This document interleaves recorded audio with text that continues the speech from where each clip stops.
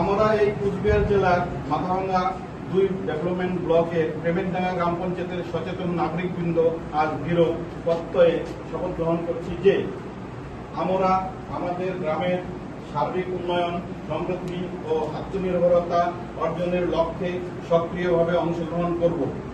আমরা সরকারি প্রকল্প ও উন্নয়নমূলক কর্মসূচির বাস্তবায়নে স্বচ্ছতা ও জবাবদিহিতা ও সততা বজায় রাখতে সচেষ্ট থাকব। আমরা সামাজিক সম্প্রীতি, সমতা ও ভ্রাতৃত্ববোধ বজায় রেখে সকলের অংশগ্রহণ নিশ্চিত করব। আমরা গ্রাম সভা, সামাজিক নিরীক্ষা এবং জনসচেতনতামূলক কার্যক্রমে সক্রিয় ভূমিকা পালন করব। আমরা প্রাকৃতিক সম্পদ, পরিবেশ ও জল সম্পদ সংরক্ষণ করব এবং সৃষ্ট সম্পদের যথাযথ রক্ষণাবেক্ষণ নিশ্চিত করব।